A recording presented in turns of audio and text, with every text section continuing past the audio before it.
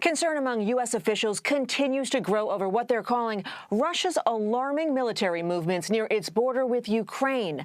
But Russian President Vladimir Putin is pointing the finger at the U.S. and NATO. During a 4-hour press conference Thursday, Mr. Putin blamed the West for the rising tensions along the border and stoking the fear of war.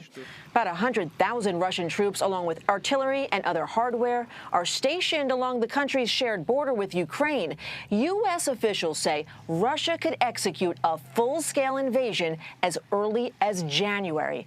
Despite the sharp rhetoric and buildup of troops, both sides say they'd like to avoid war. So for more on this, I want to bring in CBS News Chief Washington Correspondent Major Garrett. Major, both President Biden and President Putin say they want a diplomatic solution to the situation in Ukraine. So what might that look like? And is either side really prepared to resort to armed conflict if diplomacy fails? Well, a diplomatic way out would be no invasion, no ravages of war, no bloodshed. That's a very simple answer, but it is the only answer that really matters right now. Think about it this way. You know the legal cliche, possession is 9/10 of the law. Well, with Ukraine, proximity is more than 50% of the problem. Russia is right there, and its troops are right there. And Vladimir Putin is menacing Ukraine as a signal to not just Ukraine, but all those within NATO that have been making louder and louder overtures to Ukraine to join that defensive military alliance. That is unacceptable in Moscow. And Vladimir Putin is making it abundantly clear that because of the proximity of Russia to Ukraine, he can leverage his forces and the threat of invasion to discourage that NATO membership. That's one component part of this. It's also part of Putin's rhetoric that it's the West that's amplifying all this by encouraging Ukraine to think about NATO membership and move more westward in its political inclinations and economic preferences. All of that feels like a threat to Moscow. So to stop that, to blunt that, there is this threat of invasion overhanging all of Ukraine. It's worth noting and remembering that Russian forces already occupy eastern Ukraine, Crimea, and parts of the Donbass.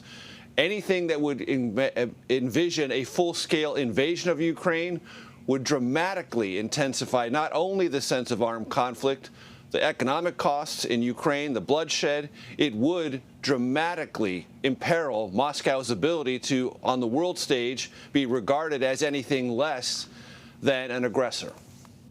Major, another meeting between Mr. Biden and Mr. Putin is in the works, and that's something that you asked Press Secretary Jen Psaki about at Thursday's press briefing. So let's listen to that. President Putin also said that there has been an agreement to have a meeting in Geneva in January. Can you confirm that? There has not been a final agreement on the location or timing at this point in time. Why not? And why do you think he would say that if that's not true? Is he trying to sandbag you? I can't speak to what President Putin's motivation is at any point in time, certainly not today. We are working towards diplomatic talks. There have been proposals put forward by the Russians. Some we would agree with, some we certainly wouldn't agree with. Obviously, on the NATO example is a good example of that. And we're working to finalize what they'll look like. We also agree diplomatic conversations are the right path forward. Is this January time schedule more likely than not, since he's uttered it publicly? We have also said that we are looking ahead to talks in early January. Why can't you confirm it then? Because we haven't finalized the details of them yet. Major, January is right around the corner. So what could be holding up the White House with announcing a meeting?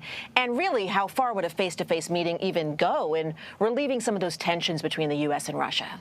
Well, senior administration officials have made it clear, both today and earlier, that they do not want Vladimir Putin running the whole show here, dictating all the terms of either his threatened aggression in Ukraine, but he's already doing that. He really is setting the terms of that conversation. They don't want him setting the terms, the dates, and the locations of any negotiated settlement or attempt to reach a negotiated settlement.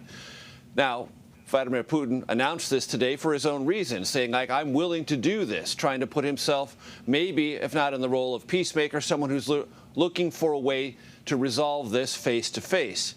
But the White House does have equities. It wants to make sure that if there is a meeting, that the location is agreeable to both sides, that the agenda is known and determined. And if there are things that the White House doesn't want to talk about and doesn't want the Russian government to say is on the table, that needs to be made clear before the United States government will commit to such a meeting. So there are some key details to work out.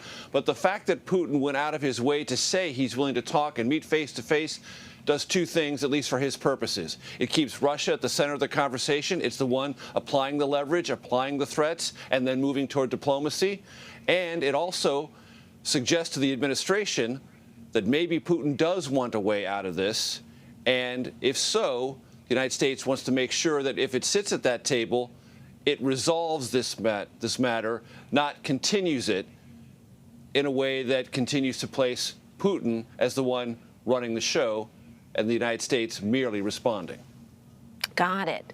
Switching topics, both President Biden and Press Secretary Psaki have mentioned former President Trump's name several times. They thanked him for his messaging on boosters. Is there any consideration at the White House of enlisting the former president to help reach people who may be hesitant about the vaccine? It's a good question. It came up at the briefing today, and Jen Psaki said, no, we're not going to engage. There's not going to be any press conference with the president and the former president. There's not going to be a video message with the president and the former president. There's going to be no tag teaming on vaccine efficacy. But they do know that it helps very much to reinforce and buttress this administration's messaging about vaccines to have former President Trump be more vocal than he has been historically. And they've taken great pains to say, hey, listen, if you won't believe us, that's not their words precisely, but you can translate it that way. Maybe you'll believe former President Trump, or you'll be more inclined to believe former President Trump. The simple truth is this White House knows that this pandemic and whatever variant may come next after Omicron is going to be a huge problem if it's not contained. And the best way to contain it is vaccination and boosting. And as long as millions of Americans remain unvaccinated and unboosted, it's a problem for this administration. And if the former president can help raise those vaccination and booster numbers, they'll take the help. Absolutely, Major. Finally, one last thing. President Biden said he'd run again in 2024 if he's in good health. And he also said he'd be more inclined to seek re-election if former President Trump, there's this name again, was a Republican nominee. So do you see a rematch in 2024, or is it just too early to even think about this? And let's not overlook that, President Biden will be 81 and Trump will be 78. Yes, the age issue is huge, but it really feels like this is a week in which we can fairly say the 2024 contest got a little clearer, because you have to ask yourself, what is the motivation of former President Trump to do something suddenly that he hasn't done for months upon months upon months, which is take credit for the accelerated pursuit and creation of vaccines? He could have said that all this calendar year. He really didn't. Why is he timing it now to be an advocate for it? And does that help him politically? Would that help him politically if he's more inclined to say something about 2024 that's a little clearer? The answer to all that is yes. This is a political move as well as a medical move for former President Trump. It tells me he's thinking more seriously about a 2024 election, not just appealing to his base, some of whom are hesitant or resistant to get vaccines, but lots of other Americans who would like a little bit of truth-telling on that and get this pandemic over. And if former President Trump can gain any credit for that, he'll take it, and the political benefits that come with it. And President Biden, in his regard, saying more clearly than he has yet, yes, he's going to run in 2024, and he looks forward to a rematch with former President Trump if he's the Republican nominee. It feels to me this is a week worth circling on the calendar, like, hey, 2024 is coming into sharper focus. Is that going to be the end result? No, but the two most interesting and leading contenders this week have both made moves in full public view that says that's more likely than not to be the case. Like chess pieces on a board. Absolutely. Thanks so much for breaking it all down for us, Major Garrett. Thank you. My pleasure.